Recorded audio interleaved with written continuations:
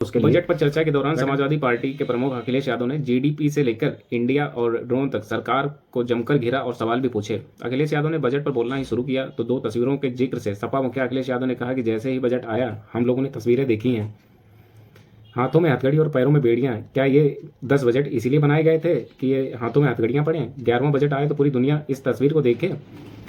उन्होंने पीएम मोदी के प्रस्तावित अमेरिका दौरे का भी जिक्र करते हुए कहा कि पिछली बार हीरा लेकर गए थे, इस बार सोने की जंजीर क्या लेकर जाएंगे? हो सके तो उन्हीं के जहाज में भारतीयों को लेते भी आइएगा। इतना हक तो उनका बनता ही है। समाजवादी पार्टी मैनपुरी से सांसद डिंपल यादव ने महाकुंभ को लेकर सरकार की कार्यशैली पर प्रश्न चिन्ह उठा दिए हैं, क्योंकि उन्होंने कहा है कि सरकार ने महाकुंभ के लिए हजारों रुपए खर्च किए और अब उन्हें मिसमैनेजमेंट के लिए जवाबदेह होना चाहिए कि मतलब जो मैनेजमेंट आप नहीं कर पाए हो उसको क्या नाम जवाब तो दो, कम से कम बताओ तो। उन्होंने कहा है कि यह दुर्भाग्यपूर्ण है कि महाकुंभ में जाने के लिए 300 किलोमीटर लंबा ट्रैफिक जाम हो गया है और लोग कई दिनों से फंसे हुए हैं। संसद के बजट सत्र पर भाग लेने पहुंची डिंपल यादव ने सरकार को लेकर कहा कि जिनके हाथों में महाकुंभ की जिम्मेदारी है वो लोग अपना कार्य सही तरीके से कर नहीं पा रहे हैं। सरकार की नाकामी को भी दर्शाता है। उन्होंने कहा है कि ये जो काम उन्होंने किया है, जो मैनेजमेंट नहीं कर पा रहे हैं, ये उनकी सरकार की कार्यशैली को दर्शा रहा है कि वो ढंग तरीके से सरकार चला नहीं पा रहे हैं। इसके साथ ही डिंपल ने पूरी यूपी में आगामी 2027 में होने वाले विधानसभा चुनाव को लेकर भी कहा कि इनकी राह अब आसान नहीं रही है। प्रदेश सरकार के 10 साल पूरे होने वाले हैं, लेकिन प्रदेश की ग्रोथ जॉबलेस है, युवाओं को रोजगार नहीं है, स्वास्थ्य और शिक्षा का बजट कम कर दिया गया है, बेसिक सुविधाओं में भी कटौती कर दी गई है। इसके वजह से अर्थव्यवस्था एकदम खड़बड़ा गई है। वहीं जहां महाकुंभ को लेकर यूपी के पूर्व मुख्यमंत्री और कन्नौज से सांसद अखिलेश यादव ने कहा है कि प्रयागराज में पहली बार ऐसा देखने को मिला है कि 300 किलोमीटर लंबा जाम लगा हुआ है और सरकार उसको क्या नाम कोई सोल्यूशन नहीं निकाल पा रही है, जिसकी वजह से वहाँ के जो लोकल लोग हैं उनको भी बहुत परेशानी हो रही है। प्रयागराज में रहने वाले लोग इस समय हाउस अरेस्ट जैसे हो गए हैं, घर से नहीं निकल पा रहे हैं। प्रदेश के मुख्यमंत्री 100 करोड़ के इंतजाम की बात करते थे, लेकिन 40 करोड़ का भी इंतजाम नहीं कर पाए, वो भी तब जब भाजपा की डबल इंजन सरकार है। अभी तक के आयोजित हुए कुंभ में ये सबसे महंगा होने वाला है। आपकी जानकारी के लिए बता दें कि प्रयागराज में आयोजित हो रहे महाकुंभ मेला क्षेत्र में करीब 300 किलोमीटर लंबा जाम लगा हुआ है, कोई निकल नहीं पा रहा है। इसके अलावा पूरे प्रयागराज में श्रद्धालुओं की भी भारी भीड़ पहुंच गई है, जिसकी वजह से वहां रहने वाले लोगों को भी बड़ी दिक्कतों का सामना करना पड़ रहा है। मध्य प्रदेश से ही प्रयागराज में एंट्री रोक दी गई है, मतलब मध्य प्रदेश से जो प्रयागराज का रूट जाता था उसकी एंट्री रोक दी गई है, जब तक वाराणसी, मिर्जापुर समेत आसपास के जिलों में भी काफी भीड़ देखने को मिली। इस पर अखिलेश यादव ने आगे क्या कह दिया है ये भी सुनते जाइए। अखिलेश यादव ने कहा है कि ट्रैफिक जाम के कारण जरूरी सुविधाओं की आपूर्ति ठप हो गई है, जिससे अनाज और सब्जियां भी नहीं मिल पा रही हैं। इससे न सिर्फ महाकुंभ में आए श्रद्धालुओं की मुसीबतें बढ़ रही हैं, बल्कि उनका जीवन यापन भी मुश्किलों में पड़ रहा है। इसका अमेरिका से वापस भेजे गए अवैध भारतीय प्रवासियों को लेकर भी कहा है कि जो अमेरिका से क्या नाम राष्ट्रपति बनते ही डोनाल्ड ट्रंप ने भारत के जो जितने अवैध तरीके से अमेरिका में रह रहे थे उनको सबको भारत भेज दिया। 10 बजट इसलिए बनाए गए, ये भी बोले हैं कि 10 बजट इसलिए भी बनाए गए हैं कि दुनिया यह देखे कि भारत के लोग हाथों में हथकड़ी और पैरों में बेड़ियां बांधकर भेजे गए। मतलब ऐसा कौन सा बजट है? प्रधानमंत्री नरेंद्र मोदी के अमेरिका दौरे का हवाला देते हुए कटाक्ष किया, पिछली बार हीरा लेकर गए थे।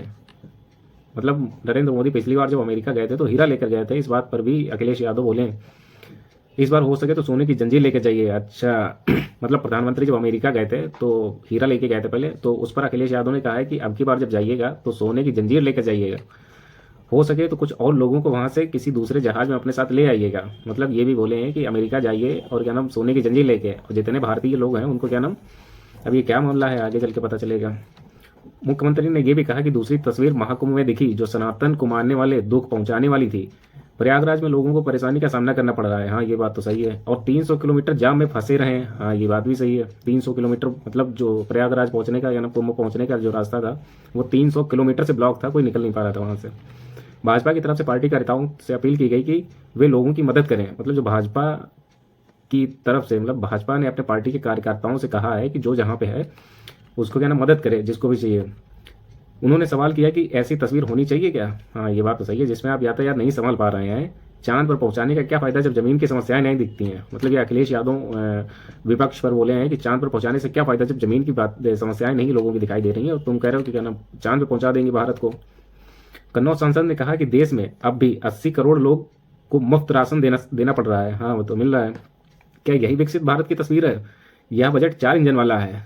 मतलब अच्छा चलो देख, लगता है कि एक बार के इंजन खराब होते गए हैं। मतलब अखिलेश यादव भाजपा सरकार तो कह रहे हैं कि तुम्हारे जो 4 इंजन है उसमें से 3 बेकार हो गए हैं।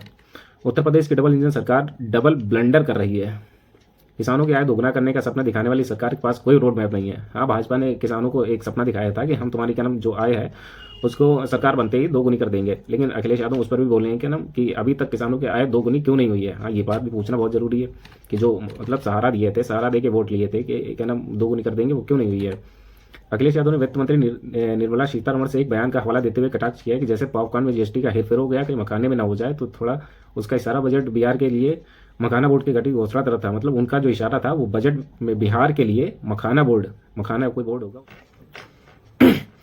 सपा प्रमुख अखिलेश यादव इन दिनों सरकार पर खूब हमला कर रहे हैं। वो लगातार सोशल मीडिया पर पोस्ट करके सरकार को घेर रहे हैं। पिछले कई दिनों से वो महाकुंभ का भी मुद्दा उठा रहे थे। अब संसद के बजट सत्र पर भी उन्होंने तीखा हमला बोल दिया है। उन्होंने सरकार पर बजट के ऊपर सवाल उठाया है। साथ ही उन्होंने महाकुंभ में हुई भगदड़ से हजारों लोगों की हुई मौत का भी मुद्दा उठाया है। उन्होंने योगी सरकार पर मौत का आंकड़ा छुपाने का आरोप भी लगा दिया है। साथ ही उन्होंने ऐसी और कई बातें कही हैं। आइए आपको विस्तार में बताते हैं।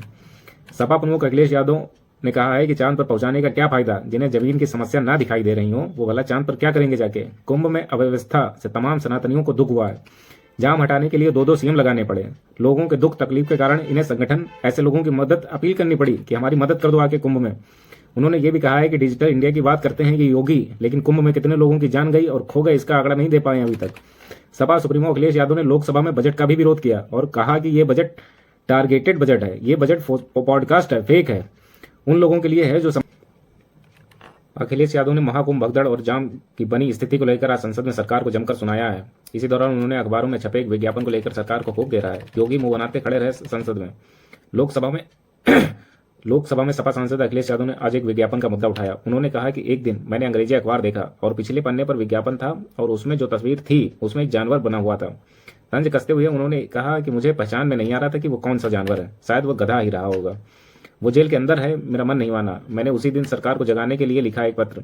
अखिलेश ने आगे कहा कि आज मैं सरकार के माध्यम से जानना चाहता हूं कि डिजिटल इंडिया करते करते साइबर क्राइम, साइबर लूट और डिजिटल अरेस्ट कितना बढ़ गया है।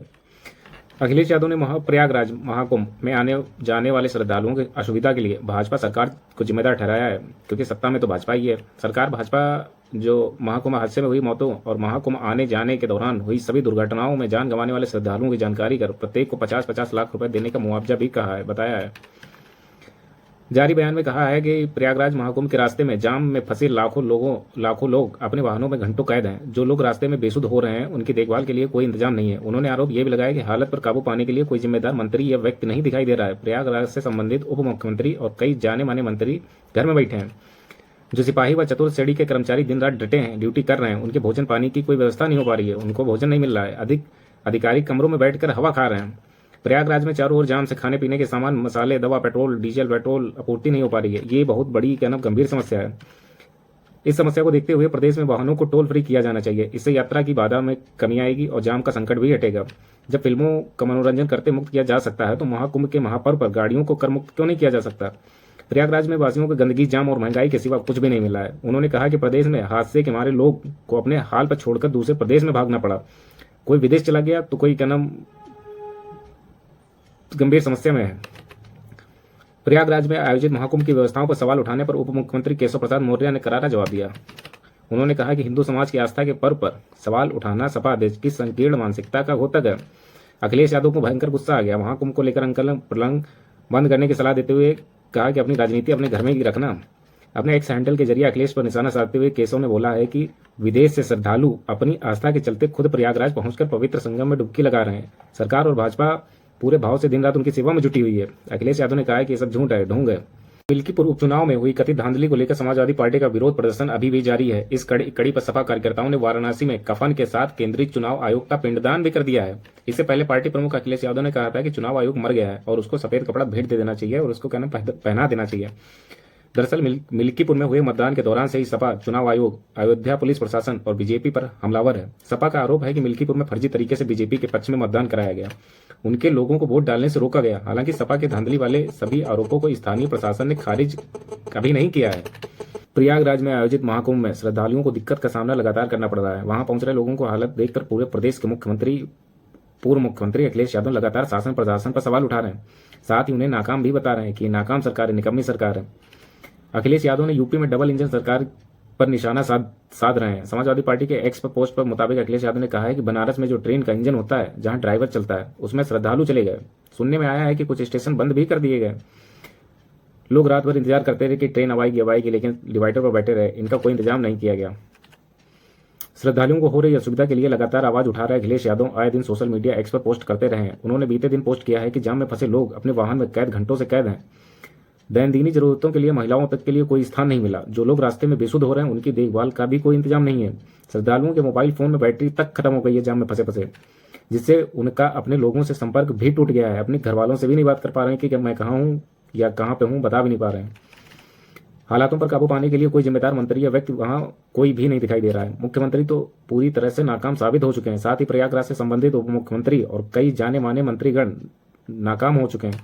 जिन्हें जनता के बीच होना चाहिए था वो घर में बैठे हैं। जो सिपाही, चतुर्थ श्रेणी के कर्मचारी और सफाई कर्मी दिन रात निष्ठापूर्वक भूखे प्यासे डटे हैं, धूप में खड़े हैं, उनके भोजन पानी की भी व्यवस्था सरकार नहीं कर पा रही है। अधिकारी अपने कमरों में बैठकर हवा खा रहे हैं। प्रयागराज के नगरवासियों को गंदगी, जाम और महंगाई के सिवा कुछ भी नहीं दिखाई दे रहा है। सुनने में यह भी आया है कि भाजपाई श्रद्धालुओं पर ही ये आरोप लगा रहे हैं कि जब पता है कि हर तरफ इंतजाम फैल ही है तो श्रद्धालुओं आग ही क्यों रहे हैं। कोई प्रदेश में हादसे के मारे लोगों को अपने हाल पर छोड़कर दूसरे प्रदेश में समारोह में शामिल हो रहा है तो कोई विदेश चला जा रहा है। मतलब जो प्रयागराज के जितने भी निवासी हैं वो कोई विदेश जा रहा है, कोई अपना स्थान छोड़ के समारोह में जा रहे हैं या किसी के क्या नाम अपने घर नाना नानी के यहाँ चले जा रहे हैं। बता दें कि उत्तर प्रदेश में सरकार प्रयागराज में विश्व का सबसे बड़ा धार्मिक आयोजन महाकुंभ माना जाता है। ऐसे में देश दुनिया के कोने कोने से लोग यहाँ करोड़ों की संख्या में आते हैं, लेकिन यहाँ आए श्रद्धालुओं को काफी दिक्कतों का सामना पहली बार करना पड़ा है। मेन सोशल मीडिया से लेकर श्रद्धालु हर तरह से क्या ना वीडियो सोशल वायरल हो रहे हैं कि क्या ना कोई व्यवस्था नहीं है। शासन प्रशासन सुव्यवस्थित तरीके से इस आयोजन को पूर्ण कराने में पूरी तरह से नाकाम साबित हो गया है। महाकुंभ पहुंचने वाले लोग हर दिन कई कई घंटे जाम में फंसे रहे हैं, शहर के बाहर भी और शहर के भीतर भी। यानी कि यहाँ जाम का कोई इंतजाम ही नहीं सरकार कर पा रही है। सरकार पूरी तरीके से फेल हो रही है। सही सलामत व्यवस्थाएं न होने के असर प्रयागराज से सटे दूसरे शहर और धार्मिक स्थल जाने वाले मार्गों पर भी काफी जाम लगा है। जैसे बनारस, अयोध्या, चित्रकूट और झांसी जाने वालों मार्गों पर भी भयंकर जाम लगा है, कोई निकल नहीं पा रहा है।